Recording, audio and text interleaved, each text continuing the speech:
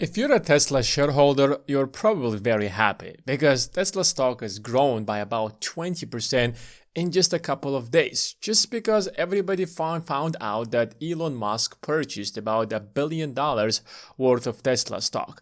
I think Tesla has been one of the best performing stocks over the last 6 months. Since April of this year, it has grown by about 100%. People keep saying that Tesla is going to collapse. I think at this point, Wall Street will never ever again bet against Elon Musk because they have lost so much money shorting Tesla that I don't think they have lost on any other stock. But if you're a Tesla shareholder, then you're probably glad about it. Now, the real question is that why exactly Elon Musk suddenly purchased $1 billion worth of Tesla stock? Because it is literally his biggest purchase of Tesla stock in a very, very long time, or maybe the entire history of the stock. There are actually potentially two real reasons. The first reason is, you might not actually believe this, but I think it is probably the only reason. But there is a second reason. We're going to talk about that. First of all, Elon Musk suddenly found out that he's no longer the richest person on the planet. Larry Ellison has overtaken him.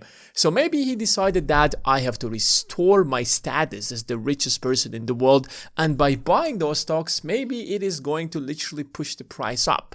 Because if you're literally seeing the guy who's running Tesla buying $1 billion worth of the stock of the company that he's running, you're actually making conclusions. You're thinking, he has so much faith in his own company, so probably we should buy it as well. So that restored so much faith into Tesla, which is one of the fundamental reasons why Tesla stock started to grow so much. But there is a second reason, and it's Elon Musk's compensation package to grow Tesla to almost $10 trillion company.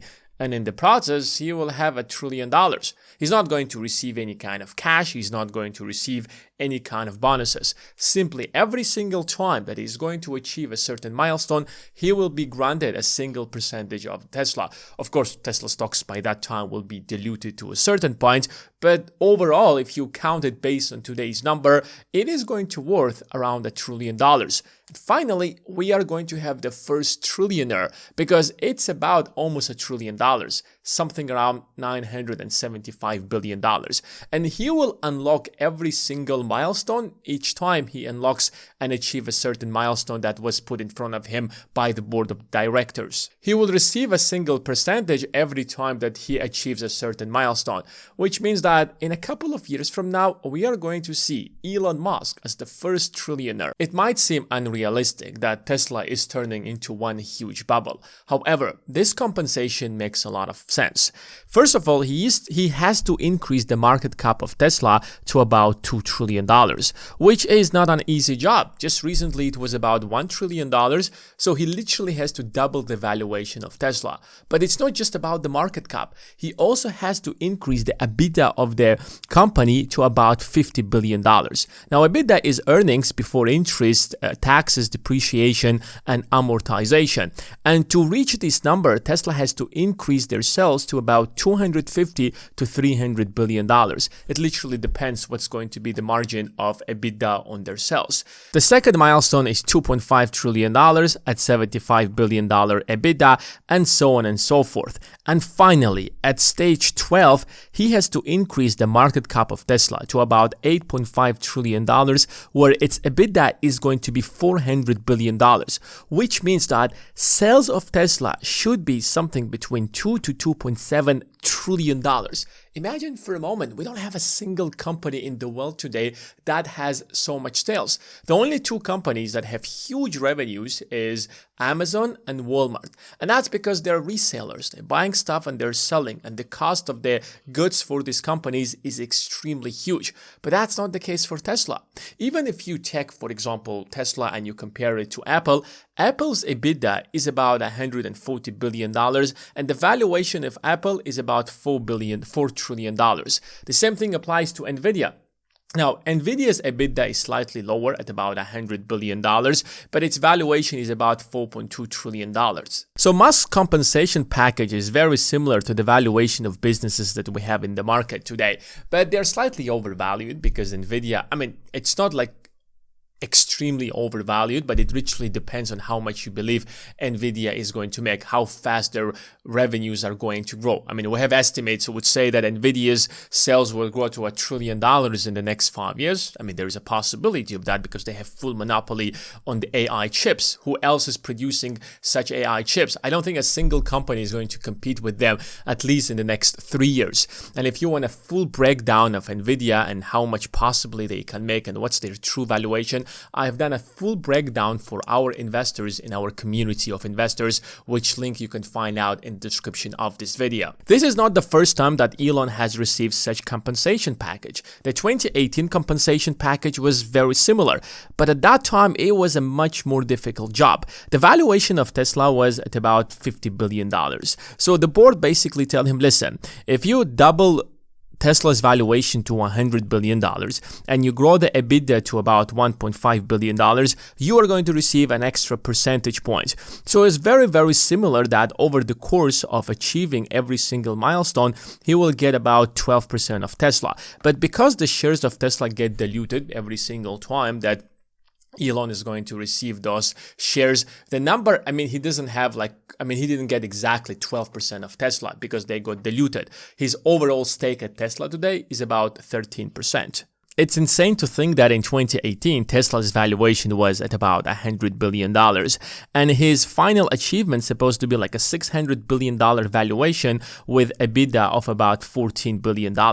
And guess what? He did it way faster than most people imagined. Like in 2018, the compensation package was created. By 2021, he literally just achieved everything and got his 56 or $70 billion.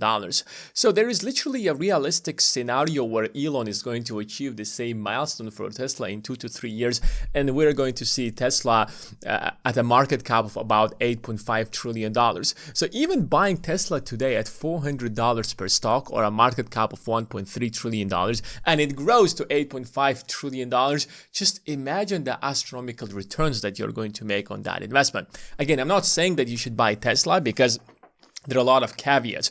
On the one side, you want to believe Elon because he has already done it once. On the other side, to achieve those kind of milestones, then Tesla must become the most profitable company in history. It must be way more profitable than Apple, than Nvidia. It literally must be more profitable than Apple, Amazon, Nvidia, Google, and Oracle all combined. I mean, if you take today's numbers, of course, it's going to change over time.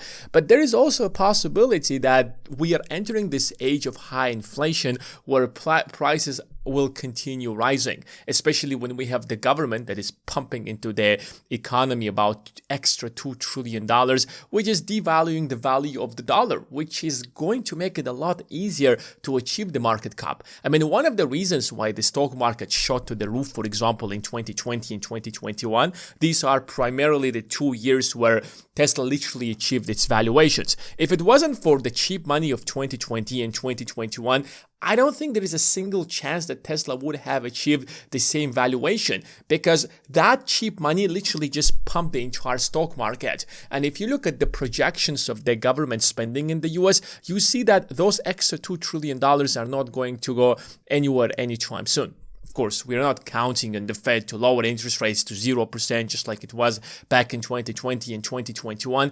But because the economy is slowing down, interest rates will be lowered to a certain extent. Maybe by a single percentage points, maybe by 2, maybe by 3. But I still can't grasp the idea that Tesla will have a $400 billion EBITDA with a sales of about $2.7 trillion. Imagine how many number of cars they have to sell. But I guess it's just about the cars. It's about the robotics. It's about the subscriptions on self-driving cars that they will be selling.